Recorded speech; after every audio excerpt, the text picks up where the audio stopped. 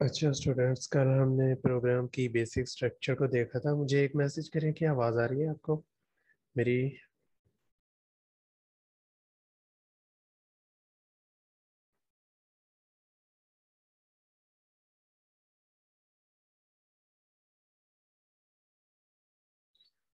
Okay. तो कल programme के हमने बेसिक स्ट्रक्चर को देखा था, जिसमें इसके मेन 3 पार्ट्स देखे थे। ये सबसे पहले कमेंट है, ये भी अभी बता देता हूँ आपको कमेंट क्या होता है।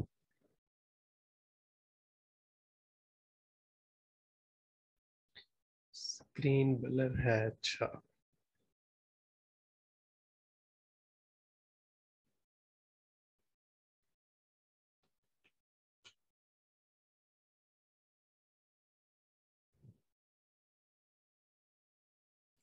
अब ठीक है, स्क्रीन अब नजर आ रहा है।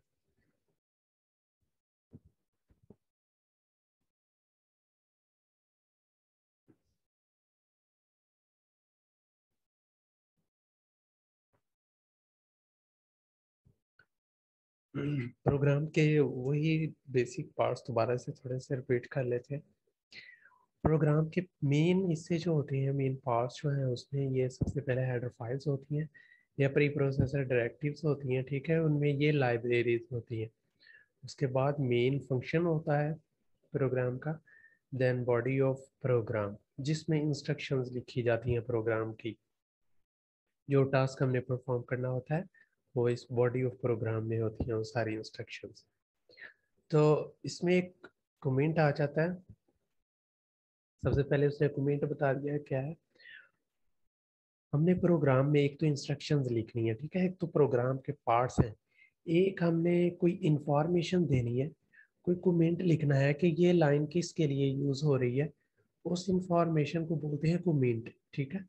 वो प्रोग्राम का हिस्सा नहीं होता, ना ही वो एग्जीक्यूट होता है। तो उसको प्रोग्राम में लिखने का मेथड क्या है, ये डबल स्लैश लिखना है आपने। उसके बाद वो कमेंट लिखना है। फॉर एग्जांपल मैं लिखता हूँ दिस इज फर्स्ट इंस्ट्रक्शन, तो यहाँ मैं उसको डबल स्लैश के बाद लिखूंगा। तो वो एग्जीक्यूट नहीं होगा, वो जस्ट एक कमेंट होगा प्रोग्राम के अंदर। अगर मल्टीपल लाइंस लिखनी है तो इस फॉर्मेट में लिखेंगे स्लैश स्टैरिक, फिर जितनी भी लाइंस लिखेंगे उसके बाद फिर स्टैरिक स्लैश। तो ये मल्टीपल लाइंस के लिए, इसको प्रोग्राम में भी करके देखेंगे। उसके बाद प्री प्रोसेसर डायरेक्टिव्स बताया था। Message to the C plus plus processor, इसमें प्रोग्राम की सारी information, built in programs, built in function store होते हैं, ठीक है। C plus plus preprocessor को मैसेज मिलता है इसके थ्रू। ये कैसे स्टार्ट होता है, हमेशा हैश से। हैश से ये स्टार्ट होती है pre processor directive. Include, include का मतलब होता है इंक्लूड करना, इन्वॉल्व करना। किसको, यहाँ जो लाइब्रेरीज हमने इन्वॉल्व करनी है, यहाँ लाइब्रेरी इंक्लूड करनी है। अगर आप मैथ करोगे तो मैथ की लाइब्रेरी इंक्लूड करोगे यहाँ पे। और जो भी मतलब टास्क करना है जिस फील्ड का भी, उसके अकॉर्डिंग आप लाइब्रेरीज इंक्लूड करोगे इसमें। तो ये इसका फॉर्मेट है, hash include iostream tells the processor to include the content of the file iostream। अब ये iostream लाइब्रेरी किसके लिए है, इनपुट आउटपुट स्ट्रीम के लिए। ये लाजमी है हर प्रोग्राम में, क्योंकि प्रोग्राम की जो इनपुट देते हैं कोई, आउटपुट लेते हैं प्रोग्राम से, वो इस लाइब्रेरी से मिलती है। तो ये प्री प्रोसेसर को इनपुट आउटपुट स्ट्रीम प्रोवाइड कर दिया है। तो इनपुट आउटपुट के लिए आपने याद रखना है, दो कमांड्स हैं, ठीक है। C in C out, standard input standard output. ये एसटीडी लिखा हुआ है साथ, ये आपने नहीं लिखना, हम दूसरा फॉर्मेट फॉलो करेंगे। ये जस्ट आप यहाँ से इसको स्किप कर दें। आपने सी आउट से सिर्फ लिखना है, C out standard input standard output. उसके बाद मेन फंक्शन आ जाता है। C plus plus program contain one or more functions, exactly one of which one is main।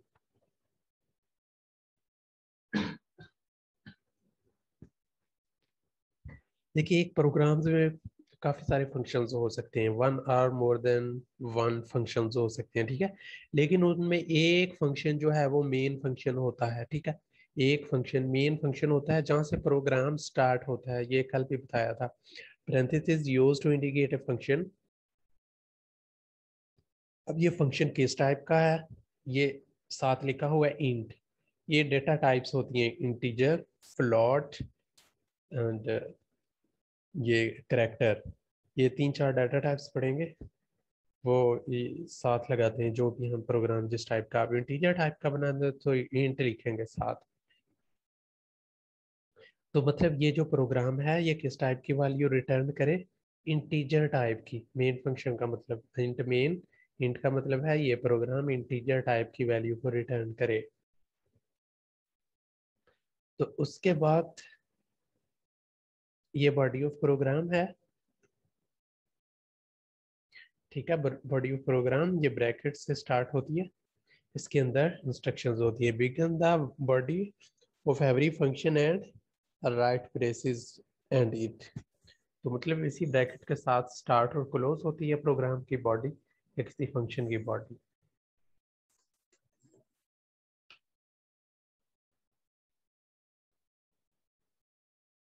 Print the string character containing between quotation marks. अब ये एक line उसने print की है कि अगर आप चाहते हैं कोई आपका लिखा हुआ एक सेंटेंस बिल्कुल उसी तरह से प्रिंट हो जाए, बिल्कुल वही आउटपुट आए, आपने वही डिस्प्ले करवाना है, तो आप क्या करेंगे, सी आउट की कमांड देंगे। सी आउट कमांड के अंदर वो सेंटेंस लिखेंगे। सी इन सी आउट करते हैं अभी फिलहाल, बस एक थ्योरी इनकी देख ले। उसके बाद रिटर्न जीरो का मतलब क्या है, आपने प्रोग्राम की इंस्ट्रक्शंस लिखने के बाद एंड पे लिखना है रिटर्न जीरो। रिटर्न जीरो का मतलब है कि अब सारी जो इंस्ट्रक्शंस थी वो एंड हो गई हैं। अब बस प्रोग्राम को एग्जिट कर दो, जीरो रिटर्न कर दो एंड पे, बस प्रोग्राम को टर्मिनेट कर दो, इसका मतलब होता है। स्टैंडर्ड इनपुट स्टैंडर्ड आउटपुट वो देखते हैं इसमें। S T D C out ये यूज होता है स्टैंडर्ड आउटपुट के लिए। आपने प्रोग्राम में दो काम करने होंगे, या तो डाटा आउटपुट करवाना होगा या इनपुट देनी होगी, ठीक है। फिर प्रोसेसिंग होगी। बॉडी में क्या होता है, इंस्ट्रक्शंस, हम इनपुट देते हैं कोई, फिर प्रोसेसिंग होती है, फिर आउटपुट लेते हैं उससे। इनपुट का मतलब अब क्या है, जैसा कि आप कैलकुलेटर यूज करते हैं, ठीक है, आप कैलकुलेटर ओपन करते हैं। अब क्या करते हैं, कोई आपने दो नंबर्स को जमा करवाना है, क्या करेंगे, एक इनपुट देंगे। अब डायरेक्टली तो कुछ ही ना हो सकता, कोई इनपुट देंगे। अब इनपुट भी वो किसी कमांड के थ्रू प्रोग्राम में जाएगी, ठीक है। तो वो कमांड किसी भी प्रोग्राम में क्या होगी, सी इन, स्टैंडर्ड इनपुट, ठीक है। कंसोल सी आउट का मतलब होता है, सी इन होता है एक सी आउट होता है। सी इन यूज होता है इनपुट के लिए, इनपुट लेने के लिए। जैसा कि आपने दो नंबर्स इंटर करने हैं, 2 + 5, ये दो नंबर्स इंटर करने हैं, तो किसके थ्रू, कौन सी कमांड के थ्रू वो इंटर होंगे, सी इन, कंसोल इनपुट। कंसोल इनपुट ये स्टैंडर्ड इनपुट है। फिर आपने दूसरे नंबर पर उसकी प्रोसेसिंग करवानी है। प्रोसेसिंग करवा का मतलब क्या है, उन दोनों को जमा करवाना है या माइनस करवाना होगा या डिवाइड करवाना होगा उनको। तो उनके लिए लिखेंगे आप A+B या 2+5, जो भी आपने उनको ऐड करवाना है, ये प्रोसेसिंग है। उसके बाद आपने उनका जो आंसर आया है, जो आउटपुट आई है, देखिए वो ऐड तो हो गए, लेकिन अब उनकी आउटपुट तो करवानी है ना। ऐड तो जस्ट एक प्रोसेसिंग हुई है, अब वो डिस्प्ले तो नहीं हो गया, ऐड हो गया। अब उनकी आउटपुट अलहदा से एक कमांड के थ्रू लेना होगी, डिस्प्ले करवाना होगी। उसके लिए फिर क्या होगी, सी आउट, कंसोल आउटपुट या स्टैंडर्ड आउटपुट, ये दो तरह के फॉर्मेट यूज होते हैं। कंसोल आउटपुट या स्टैंडर्ड आउटपुट, जो उस आपके आंसर को डिस्प्ले करवा देगी। सी इन और सी आउट को लिखने का फॉर्मेट क्या है, ये फॉर्मेट नहीं आपने यूज करना, मैं आपको बताता हूँ वर्ड पे।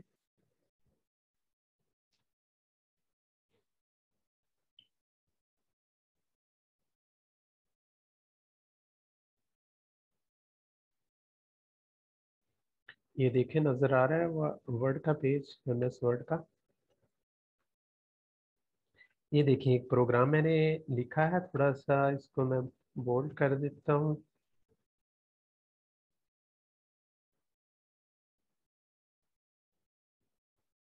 ये देखिए इंक्लूड है आईओस्टी इंटीजर मीन। हम बार बार हर इंस्ट्रक्शन के साथ स्टैंडर्ड इनपुट, जो मैंने आपको बोला कि आपने एसटीडी साथ में लिखना, आपने प्रोग्राम में ऊपर ही एक बार लिख लेना है यूजिंग।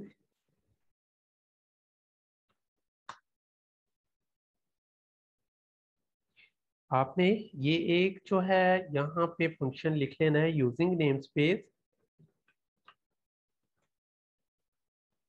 एसटीडी। ठीक है, ये सारी इनपुट आउटपुट के साथ आपको बार बार standard input standard output STD नहीं लिखना पड़ेगा। तो आप जस्ट यहाँ पे जो एक इंस्ट्रक्शन देंगे, फॉर एग्जांपल आपने आउटपुट लेनी है सी आउट, उसका फॉर्मेट ये है।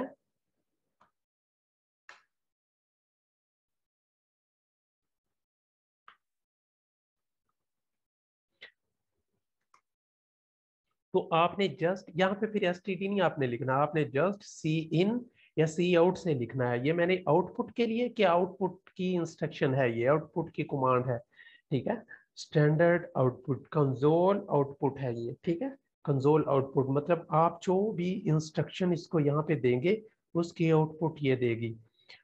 इसका फॉर्मेट क्या होता है, सी आउट, ये डबल एरो इसी की तरफ होगा, लेस देन लेस देन। ठीक है, सी आउट लेस देन का जो साइन है वो डबल आपने यूज करना है। उसके बाद अगर किसी आउटपुट को आपने एज इट इज डिस्प्ले करवाना है, किसी स्ट्रिंग को, किसी करेक्टर्स को, किसी भी चीज को, किसी नंबर को आपने एज इट इज शो करवाना है, तो उसको डबल कोटेशन में आपने लिखना है। ठीक है, उसके बाद हर इंस्ट्रक्शन को टर्मिनेट करना पड़ेगा। टर्मिनेट किससे करना है, ये सेमीकोलन से।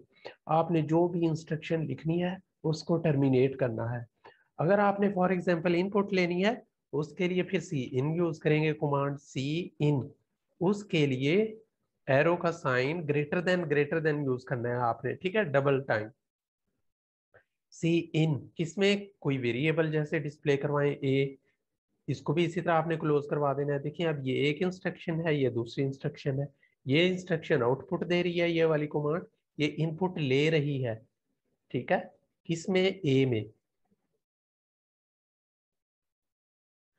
अभी ये जस्ट आपको कमांड्स का बता रहा हूँ। वेरिएबल देखते हैं क्या होते हैं, ऑपरेटर्स क्या होते हैं, ये स्टडी कर ले एक बार, फिर प्रोग्राम पे चलेंगे। ठीक है, तो सी आउट की समझ आई। ये स्ट्रीम इंसर्शन ऑपरेटर होता है, ये लेस देन सी आउट में यूज करते हैं स्ट्रीम इंसर्शन ऑपरेटर। आउटपुट में इंसर्ट करें जो स्ट्रीम हमने देनी है। ये देखें, या आप स्टैंडर्ड को कट कर दें, सी आउट इंसर्शन स्ट्रीम ऑपरेटर, और कौन सी स्ट्रीम, ये जो हमने दी है यहाँ पे। उसके बाद ये यहाँ पर है, यहाँ तक है। उसके बाद है slash N, backslash N. N किसके लिए यूज होता है, ये सारे आपने याद रखना है, पैरेंथेसिस। ये यूज होता है एंड लाइन के लिए, लाइन को ब्रेक करने के लिए।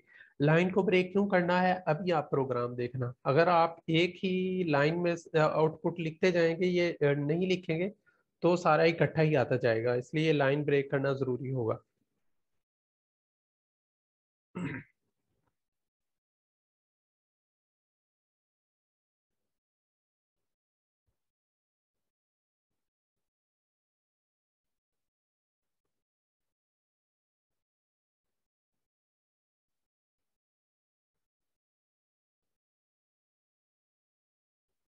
ये मैं एक प्रोग्राम लिखता हूँ छोटा सा।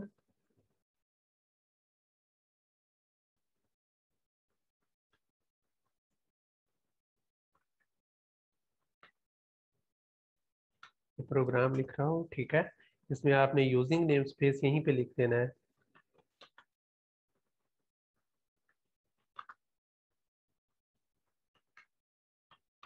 Main main function, main function आपने डिफाइन करवाना है। उसके बाद बॉडी ऑफ द प्रोग्राम बनानी है आपने। ठीक है, ये प्रोग्राम का स्ट्रक्चर बन गया।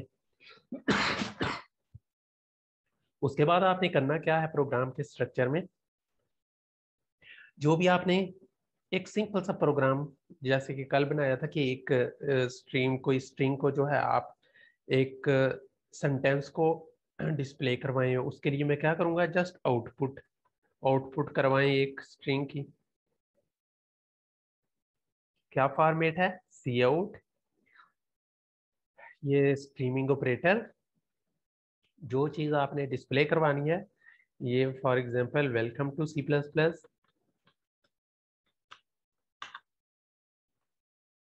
ये देखें आपने लिख दिया सी प्लस प्लस, ठीक है। उसके बाद इसको मैं सेव करवाऊंगा।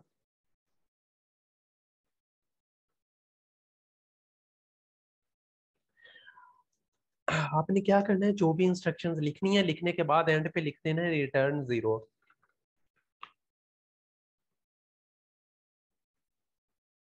रिटर्न 0। आप इसको एग्जीक्यूट करवाएं, कंपाइल करवाएं, ठीक है। कंपाइल करवाने का मतलब क्या है, इसकी आउटपुट डिस्प्ले करवाएं। ये प्रोग्राम लिखा है, राइट किया है इंस्ट्रक्शंस को, अब इसको आपने आउटपुट करवाना है।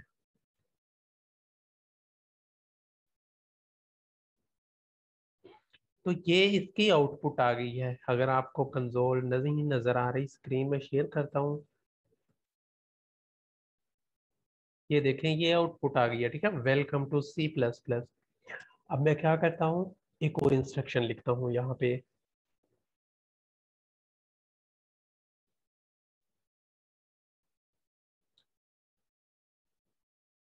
Welcome to C plus plus, और साथ कर लेते हैं this is my first programme.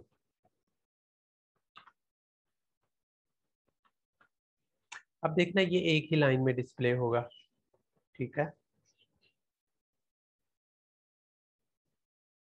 ये देखें welcome to C plus plus, this is my first program. लेकिन मैं चाहता हूँ कि ये एक लाइन में डिस्प्ले हो welcome to C plus plus, ये दूसरी लाइन में आए this is my first program, ठीक है। फिर आपने क्या करना है, इस लाइन को ब्रेक करना है, जो स्लैश एन /n लिखा हुआ था वो हम देखने लगे हैं कि क्यों यूज होता है। उसके लिए बेसिकली मैंने ये प्रोग्राम बनाया है। ये देखें ये ये जो /n है, ठीक है, escape character indicate to a special character to output। तो n के लिए क्या करते हैं,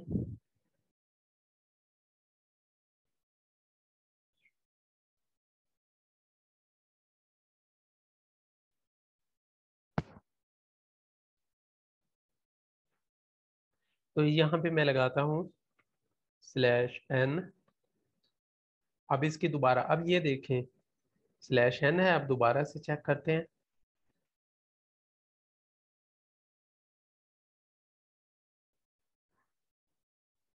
अब देखें ये दो लाइंस में आई है आउटपुट हमारी, welcome to C plus plus और this is my first program, ठीक है। तो अब नेक्स्ट देखते हैं।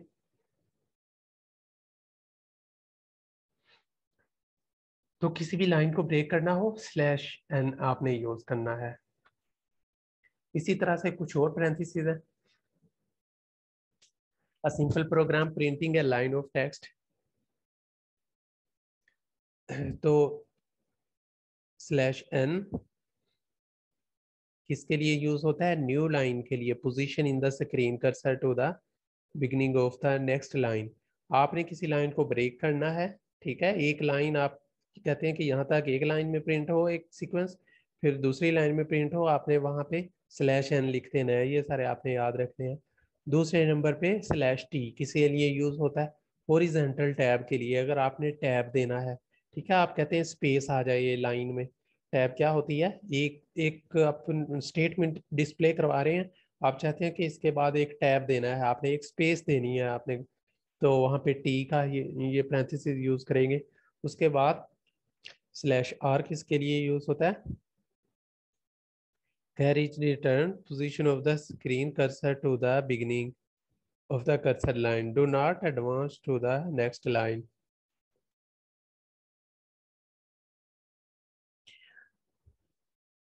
तो ये जो है कैरेज रिटर्न पोजीशन स्क्रीन, ये स्टार्ट में इस आपका जो कर्सर है वो डिस्प्ले करवाएगा जहां पे प्रोग्राम की वो लाइन स्टार्ट हो रही होगी। उसके बाद ये जो है इसी तरह वो अलर्ट देने के लिए आपका प्रोग्राम स्टार्ट हो, जब वो इंस्ट्रक्शन रन हो एग्जीक्यूट हो तो एक बीप आए, एक अलर्ट आए। फिर ये डबल स्लैश आ जाती है, double backslash use to print a backslash character. इसी तरह डबल कोटेशन आ जाती है। अगर किसी लाइन को आप, अगर आपने same as it is display करवाना हो तो डबल कोटेशन लिखते हैं, double quote use to print a double quote character. अगर आपने डबल कोट करेक्टर्स को डिस्प्ले करवाना है उसके लिए ये पैरेंथेसिस यूज होता है।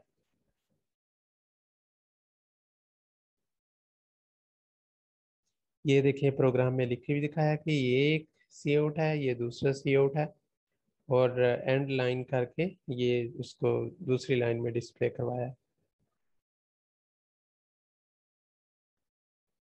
ये एक ही इंस्ट्रक्शन में लिखा हुआ है। आउटपुट लेने के लिए देखें एक ही इंस्ट्रक्शन है, welcome to C plus plus. आप चाहते हैं कि ये 3 लाइंस में प्रिंट हो, वेलकम एक लाइन में, टू दूसरी लाइन में, सी प्लस प्लस तीसरी लाइन में। अब क्या हुआ है इसमें कि वेलकम, उसके बाद स्लैश एन, स्लैश एन क्या करेगा, यहाँ से लाइन को ब्रेक कर देगा, उसके बाद टू को दूसरी लाइन में प्रिंट करवा देगा, टू के बाद फिर स्लैश एन आ गया है, फिर स्लैश एन आ गया, ये 2 लाइंस छोड़ के, अब 2 लाइंस ब्रेक करके 2 लाइंस को छोड़ के तीसरी लाइंस में फिर सी प्लस प्लस प्रिंट होगा, उसके बाद फिर स्लैश एन। ठीक है, तो स्लैश एन का ये मकसद है। उसके बाद जो है वेरिएबल्स क्या होते हैं, मोस्ट इंपॉर्टेंट चीज, सबसे पहले हम वेरिएबल्स पढ़ेंगे। वेरिएबल्स कैसे डिफाइन करवाते हैं एक प्रोग्राम में।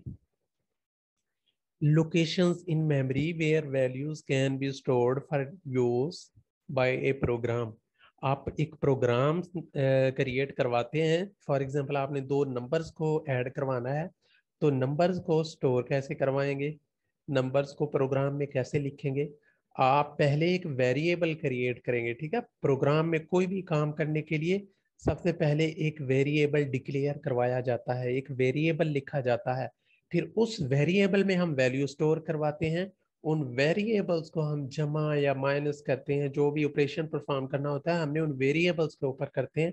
डायरेक्टली किसी न्यूमेरिकल वैल्यू, किसी कैरेक्टर, किसी स्ट्रिंग के ऊपर डायरेक्टली ऑपरेशन परफॉर्म नहीं हो सकता, बल्कि वेरिएबल्स के थ्रू करते हैं। जब हम एक वेरिएबल डिक्लेयर करवाते हैं, प्रोग्राम में एक वेरिएबल लिखते हैं, तो मेमोरी में एक स्पेस क्रिएट हो जाती है, एक बॉक्स क्रिएट हो जाता है जिसमें हमें एक वो वैल्यू स्टोर करवाना होती है। शायद यहाँ पे लिखा हुआ हो, ये देखें, जैसा कि आपने लिखा है इंटीजर, आपने यहाँ पे इंटीजर छोड़े, आपने यहाँ पे लिखा ए, ठीक है। अगर आपने यहाँ पे लिख दिया ए, तो मेमोरी में एक स्पेस, एक बॉक्स बन जाएगा। अब आप लिखते हैं अक्सर ए इज इक्वल टू 45, तो वो 45 ए में स्टोर हो जाएगा। ए का जो बॉक्स बना था, ए की जो मेमोरी लोकेशन बनी थी, जो स्पेस क्रिएट की थी ए ने, उसकी जगह पे वो ऐड हो जाएगा, उसकी वैल्यू जो उसको असाइन करेंगे वो उस बॉक्स में ऐड हो जाएगी। ठीक है, वेरिएबल को डिस्प्ले करवाने का तरीका क्या है।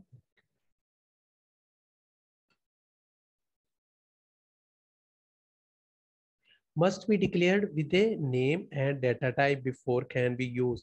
हमेशा वेरिएबल जो होता है उसके साथ उसकी डाटा टाइप लिखी जाती है और वेरिएबल का नाम लिखा जाता है। ठीक है, फॉर एग्जाम्पल आप स्टूडेंट के मार्क्स को जमा करवा रहे हो, ठीक है, फिजिक्स के नंबर है, मैथ के नंबर है, और केमिस्ट्री के नंबर है। ठीक है, आपने पहले फिजिक्स के नंबर लिखने हैं, फिजिक्स इंटीजर का नाम दे दिया, सॉरी वेरिएबल आपने फिजिक्स रख लिया PHY, ठीक है, वेरिएबल रख लिया फिजिक्स का, फिजिक्स के नंबर स्टोर करवाने के लिए। उसके आपने केमिस्ट्री का लिख दिया CHE, केमिस्ट्री के नंबर स्टोर करवाने के लिए उसका वेरिएबल। तीसरे नंबर पे आपने मैथ लिख दिया। अब आपने फिजिक्स केमिस्ट्री मैथ वेरिएबल तो डिस्प्ले करवा दिए, लेकिन प्रोग्राम को ये नहीं बताया कि ये किस टाइप का डाटा है। ठीक है, तो आपको साथ बताना पड़ेगा कि ये इंटीजर है या ये करेक्टर है या ये डबल है या फ्लोट है। ठीक है, इंटीजर क्या होता है, integer numbers, numerical values. Character क्या होते हैं, ABC लेटर्स, ठीक है, कोई स्ट्रिंग। उसके बाद डबल क्या होता है, फ्लोटिंग पॉइंट नंबर्स। तो वेरिएबल को लिखने का तरीका क्या है, फॉर्मेट क्या है, ये देखें। इंट माई वेरिएबल, और इसके बाद उसको टर्मिनेट कर दिया कि ये एक वेरिएबल है, माई वेरिएबल, वेरिएबल का कोई भी नेम, किस टाइप का वेरिएबल है, इंटीजर टाइप का, साथ इंट लिखा हुआ है। उसके बाद है, अब हम मल्टीपल वेरिएबल्स भी लिख सकते हैं, int variable 1, variable 2, variable 3 and so on.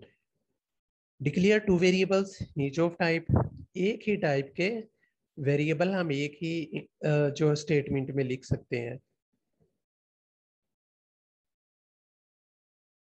उसके बाद है सी इन स्ट्रीम, हमने कोई इनपुट लेनी है, इनपुट स्ट्रीम, इनपुट कमांड, उसको सी इन बोलते हैं, ठीक है। ये स्टैंडर्ड कट कर दें, सी इन कमांड।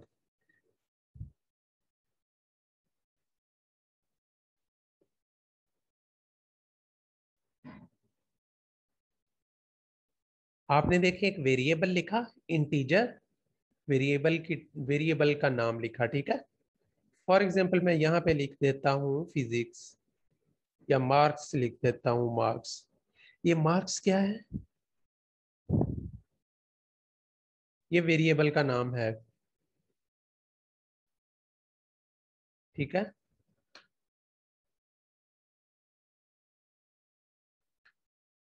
ये वेरिएबल का नाम है जिसके टाइप है इंटीजर, के इंटीजर टाइप का कोई वैल्यू ये इस मार्क्स में स्टोर करवानी है हमने।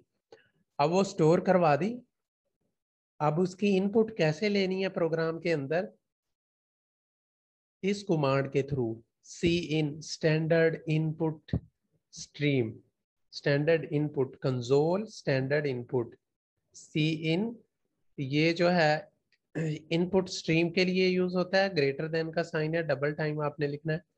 उसके बाद माई वेरिएबल, यहाँ पे भी आप वो मार्क्स लिखेंगे।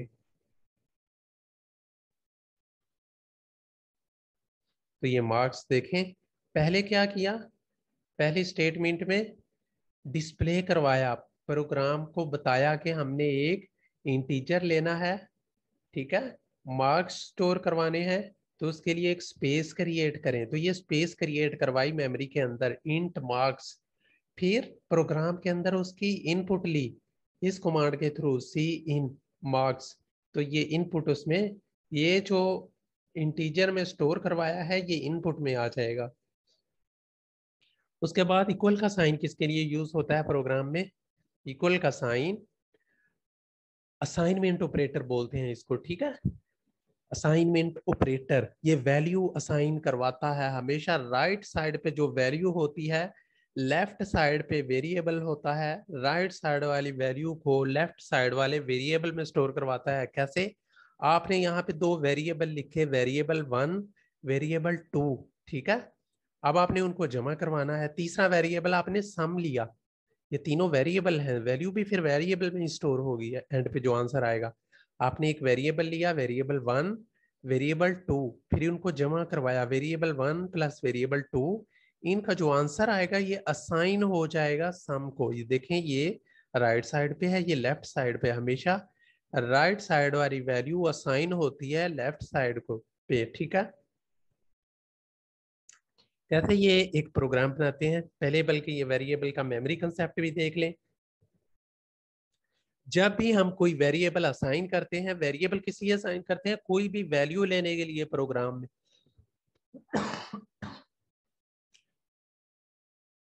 प्रोग्राम में आपने कोई भी वैल्यू लेनी है, पहले उसके लिए वेरिएबल डिफाइन करना पड़ेंगे, वेरिएबल डिक्लेयर करना पड़ेंगे, उन वेरिएबल में वैल्यू स्टोर होगी। फिर जब भी आप लिखते हैं वेरिएबल कोई, तो मेमोरी में स्पेस क्रिएट हो जाती है। आपने वेरिएबल 1 लिखा तो एक स्पेस क्रिएट हो गई मेमोरी में, ठीक है। आपने वेरिएबल 2 लिखा, मेमोरी में दूसरी स्पेस क्रिएट हो गई। आपने वेरिएबल 3 लिखा, मेमोरी में तीसरी स्पेस क्रिएट हो गई। अब मेमोरी क्या होती है, रैम होती है। जब हम प्रोग्राम बना रहे होते हैं, कंप्यूटर की रैम के ऊपर काम कर रहे होते हैं, ठीक है।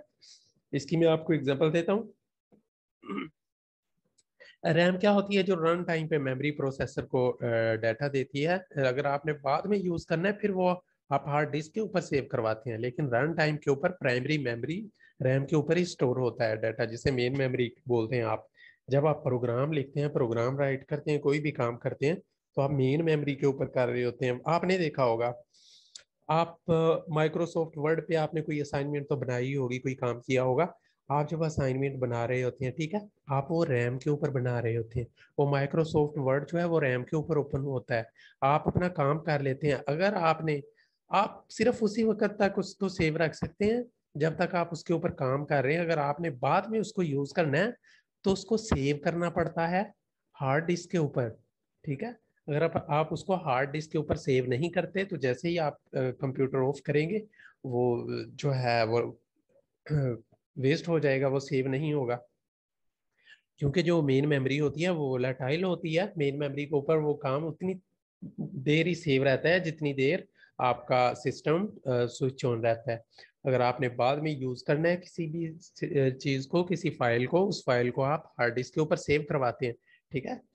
तो आपने वेरिएबल किसके ऊपर डिक्लेयर करवाए काम करते हुए, प्रोग्राम राइट करते हुए? मेन मेमोरी के ऊपर। जब भी आप मेन मेमोरी के ऊपर, फॉर एग्जांपल आपने, मैं आपको स्क्रीन शेयर करता हूँ दोबारा। ये जूम आउट होने वाला है, आपने दोबारा से ज्वाइन करना होगा। थोड़ा सा प्रोग्राम राइट करते हैं।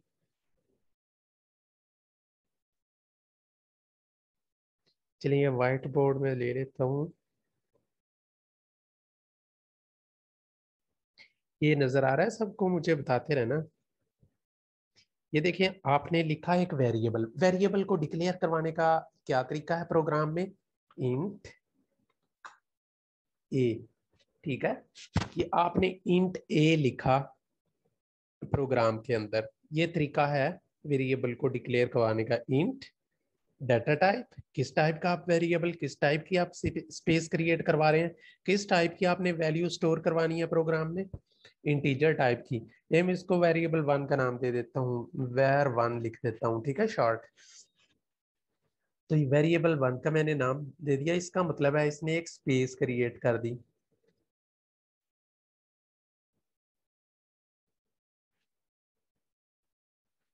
इसने मेमोरी के अंदर इस तरह का एक बॉक्स जनरेट कर दिया, ठीक है। ये जिसका नाम क्या है? इंट।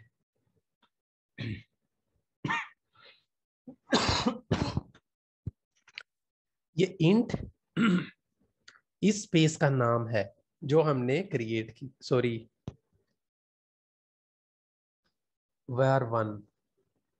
इस स्पेस का नाम ये var वन है।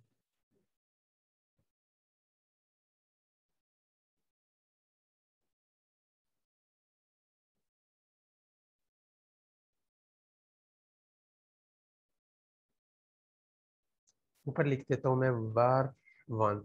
ये जो हमने वेरिएबल लिया, ये वाला जिसका नाम var वन है, वेरिएबल वन है, इसका मतलब है वेरिएबल वन के नाम से मेमोरी में एक स्पेस क्रिएट हो गई है, ठीक है। अब अगर मैं इस वेरिएबल को कोई वैल्यू असाइन करता हूँ, वैल्यू असाइन करने का क्या तरीका होता है? यहाँ पे देखें, अगर मैं यहाँ पे लिखता हूँ कि var वन जो है वो इक्वल है, या असाइनमेंट ऑपरेटर इसको बोलेंगे, इक्वल टू 15, और ये दूसरी इंस्ट्रक्शन लिख दी, मतलब हर इंस्ट्रक्शन को आपने टर्मिनेट करवाना है। तो इसने क्या किया, ये वैल्यू इस वेरिएबल को असाइन हो रही है अब, ठीक है। वेरिएबल को वैल्यू असाइन हो रही है, ये 15 इस वेरिएबल के अंदर स्टोर हो रहा है। ये जो बॉक्स बनाया है, ये जो बॉक्स बनाया है हमने, ये 15 इसके अंदर आ रहा है, ये 15 इसमें स्टोर हो रहा है ऐसे, ठीक है।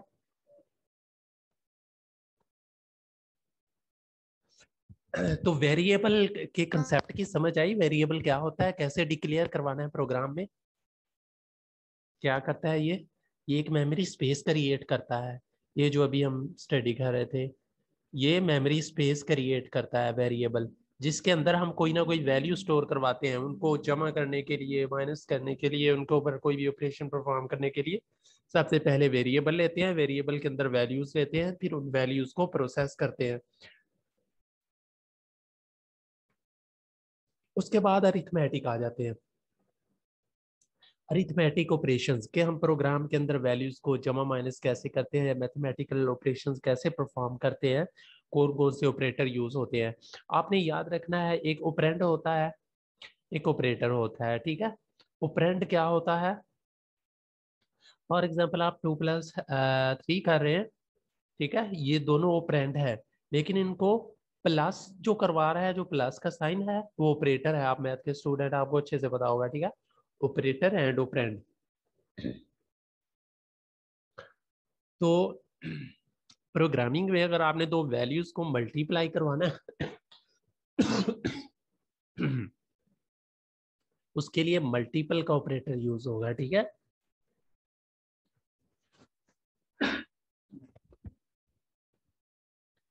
ये मल्टीपल का ऑपरेटर, आप ये मैथ में जो है वो क्रॉस नहीं यूज, मैथ में क्रॉस यूज होता है, मतलब यहाँ प्रोग्राम में क्रॉस नहीं लिखा जाएगा, ये स्टेरिक यूज होगा मल्टीपल की जगह, ठीक है। मल्टीप्लाई का साइन यहाँ पे ये स्टेरिक यूज होगा।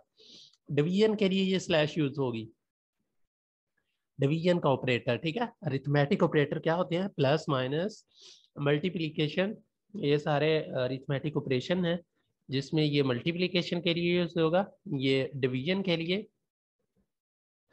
उसके बाद ये मॉडुलस का साइन है, जो हमें रिमाइंडर वैल्यू देता है।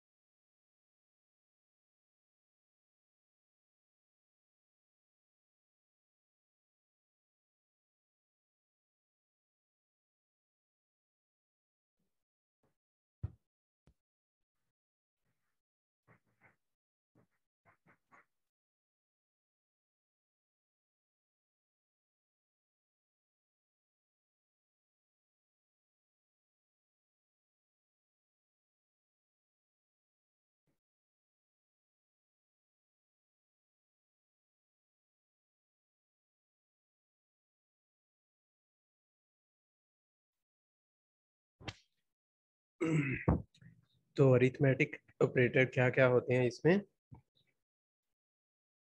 ये मल्टीप्लिकेशन, प्लस माइनस, मॉडुलस ये अरिथमेटिक ऑपरेटर्स हैं, ठीक है।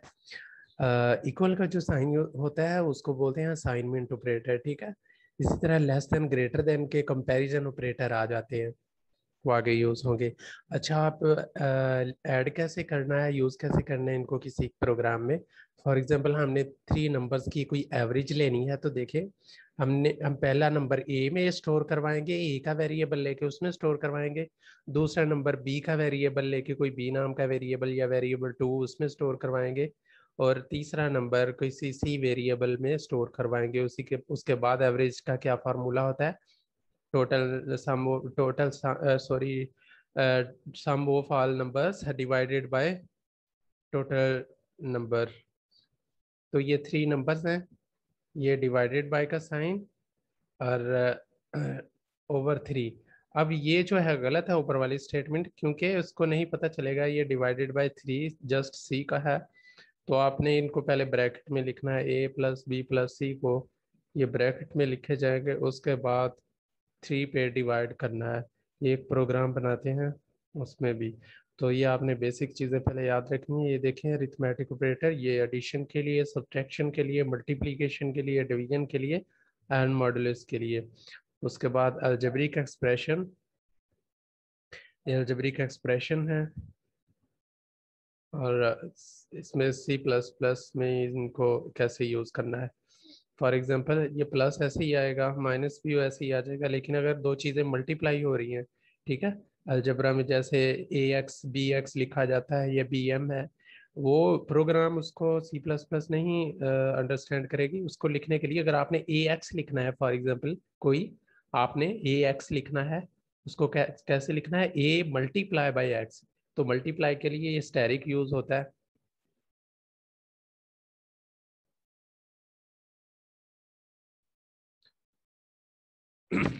अच्छा, आवाज अजय मुझे दोबारा बताइएगा।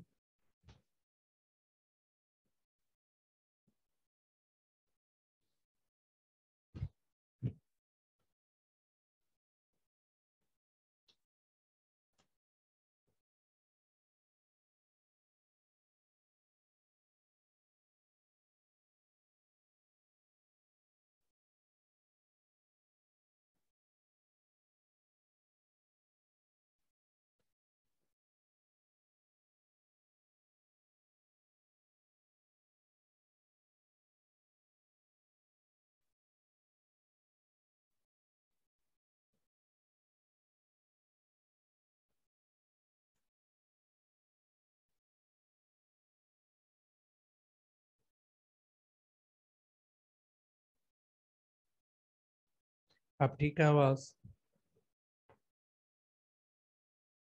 और इसी तरह आपने मॉड्यूलस लेना है, उसके लिए ये सिंबल यूज होता है। और ये उसका मेथड है अप्लाई करने का सी प्लस प्लस में, ठीक है। उसके बाद ऑपरेटर्स।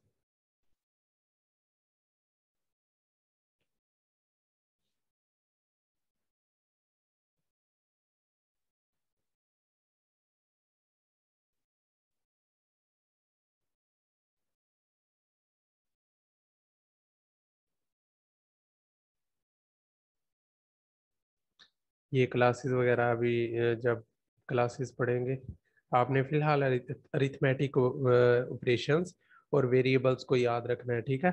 अभी एक मैं आपको प्रोग्राम बना के दिखाता हूँ, अगर हम कोई दो नंबर्स को ऐड करते हैं तो कैसे करेंगे। ये प्रोग्राम की स्क्रीन आपको,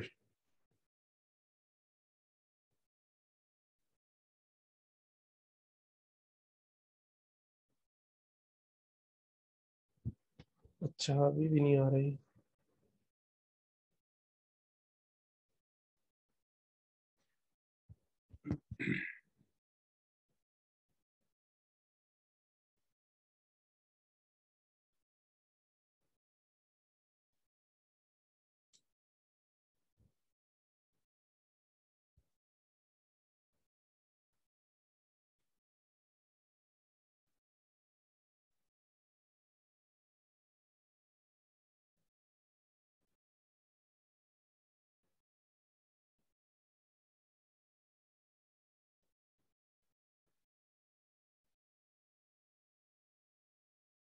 अब नजर आ रही है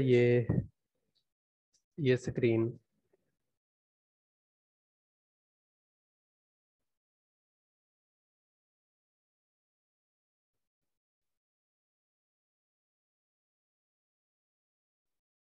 तो इसमें सबसे पहले वेरिएबल लेते हैं।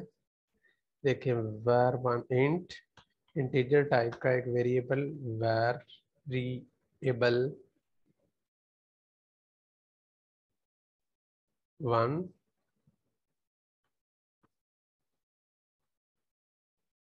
टू,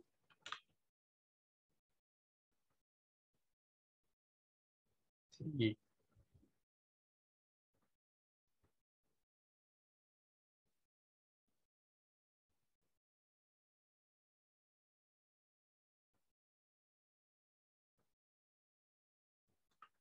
वेरिएबल वन को वैल्यू असाइन करवाते हैं 20।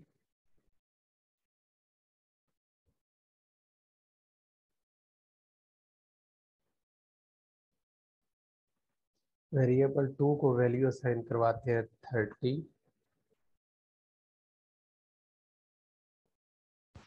ठीक है। अब वेरिएबल वन और वेरिएबल टू को जमा करवाते हैं, यह है प्रोसेसिंग।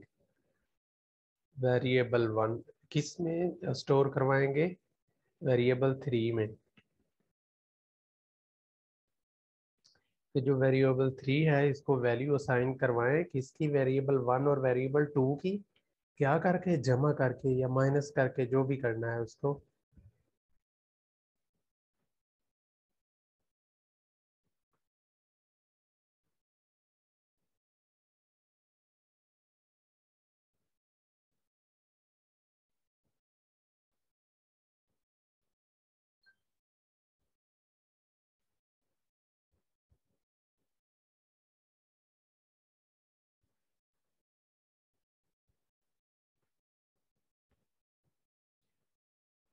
ये देखे, वेरिएबल थ्री में वेरिएबल वन और वेरिएबल टू की वैल्यू को स्टोर करवा रहे हैं।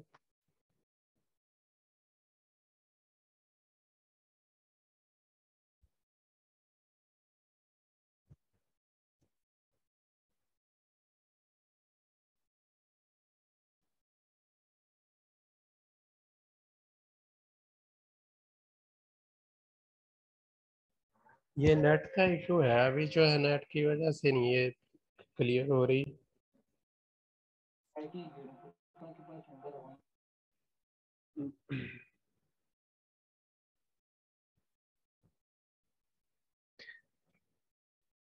अब नजर आ रहा है?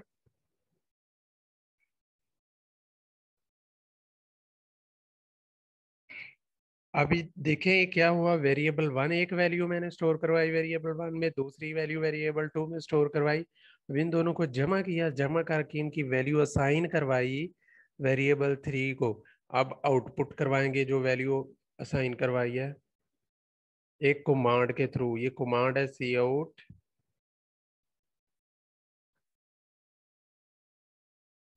कौन सा वेरिएबल आउटपुट करवाना है? वेरिएबल थ्री, क्योंकि इसमें वह आंसर स्टोर करवाया हमने।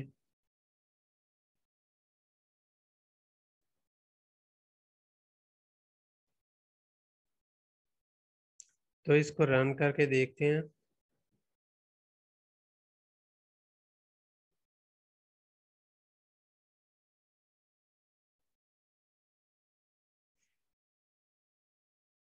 सॉरी, ये डबल कोटेशन में लिख दिया। डबल कोटेशन में एज इट इज वही आ जाएगा। हम चाहते हैं इसमें जो वैल्यू स्टोर हुई है वो शो हो, फिर आपने उसको डबल कोटेशन में नहीं लिखना।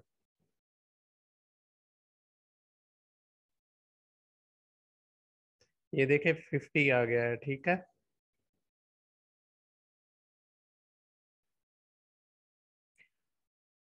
तो आपको मैं कुछ बेसिक प्रोग्राम दूंगा, आप उनकी प्रैक्टिस करना।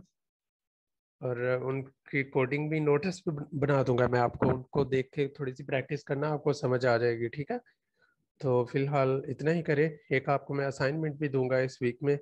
आपने वो आफ्टर ईद जो वीक है तब तक आपने सबमिट करवाना होगी। और फिलहाल यहीं तक कर लें। किसी का कोई क्वेश्चन?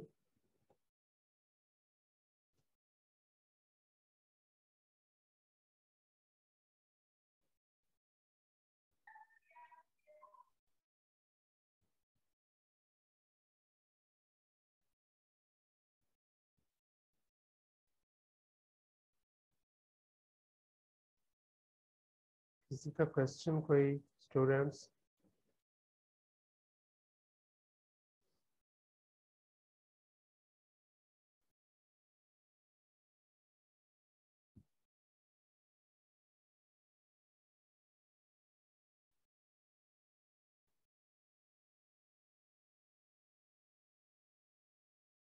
कोई क्वेश्चन नहीं है? चलिए, आपने यहाँ तक ये करना है, आपको मैं नोट्स प्रोवाइड करूँगा, आपने वहाँ से प्रैक्टिस करनी है। ये इंस्टॉल कर लेना है, डेव C++ इंस्टॉल कर लेना है, इसका लिंक भी दूंगा। इंस्टॉल करने के बाद इसके ऊपर आपने प्रैक्टिस करनी है, बेसिक प्रोग्राम्स 2-3 लिख के, आपको समझ आ जाएगी। तो यहीं पे क्लोज करते हैं।